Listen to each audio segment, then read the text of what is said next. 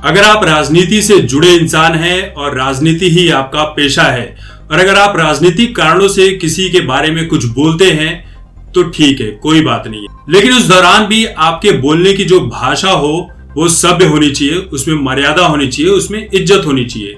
मतलब ये दर्शाता है कि आप कितने अच्छे इंसान हैं, भले ही आप राजनीति में हैं। और राजनीति में जब आप किसी महिला को लेकर कोई बात बोलते हैं तो आपको अपनी भाषा पर और भी नियंत्रण रखना चाहिए। हमारे समाज में लगभग हर इंसान अपने आप को सभ्य इंसान ही बताता है और अपने आप को बहुत अच्छा इंसान दिखाने की कोशिश करता है, लेकिन सभ्यता, संस्कार और इंसानियत ये साफ सुथरे कपड़े पहनने से नहीं आती है। इसके लिए आपका मन साफ होना चाहिए, आपका कैरेक्टर साफ होना चाहिए, आपके दिमाग के अंदर कोई गंदगी नहीं होनी चाहिए। लेकिन अब जो बात मैं बताने जा रहा हूं, यानी कि रणदीप हुड्डा के बारे में।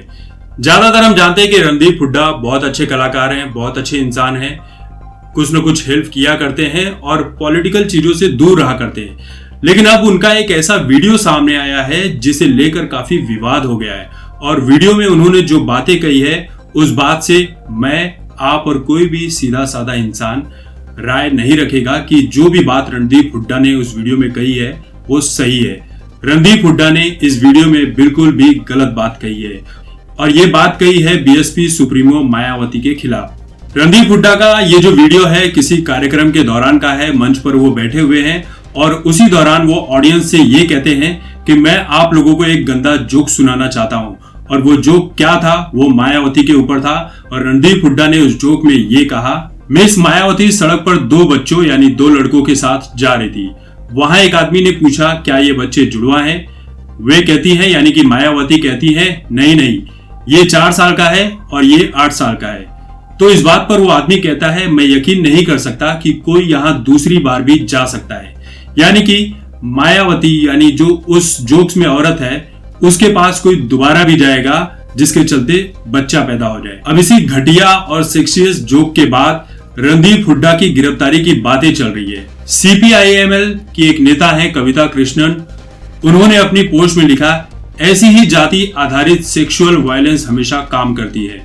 साथ ही दलित आदिवासी महिला को बदसूरत, गंदी और घृणास्पद तरीके से पेश किया जाता है और सभी के लिए अत्यधिक रूप से कामुक और उपलब्ध बताया जाता है।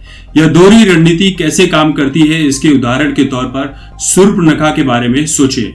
इसी बात पर एक यूजर ने कमेंट करते हुए ये कहा, पहले इस आदमी के लिए बहुत सम्मान था, लेकिन वो बहुत ही अमानवीय, सेक्सिस्ट और जाहिर तौर पर जातिवादी है। एक और यूजर ने लिखा कि ये किसी दलित महिला के बारे में नहीं है। जाति और धर्म से परे जाकर महिलाओं का सम्मान करना चाहिए। रणदीप हुड्डा, तुम पर लानत, तुम पर यौन शोषण और जातिवाद का आरोप है। देखिए ये बात तो बिल्कुल भी सही है, चाहे वो दलित महिला हो, चाहे वो अमीर घराने की हो, चाहे गरीब की हो, चाहे कहीं से भी हो, महिला महिला होती है और महिला का सम्मान किया जाना चाहिए। और इस भरे मंच पर रणदीप हुड्डा ने जो बात कही है वो किसी भी तरह से सही नहीं है और खासकर एक पूर्व मुख्यमंत्री के बारे में जो बहुत ही ताकत रखती हैं, दलितों के हित के लिए लड़ा करती हैं। इस तरह से गंदे जोक्स बोलकर आप एक नारी को भोग विलास की वस्तु के रूप में देख रहे हो और उसी तरह से समझ रहे हो। अगर आपके मन में इस तरह के विचार आते हैं तो आप सही इंसान नहीं है।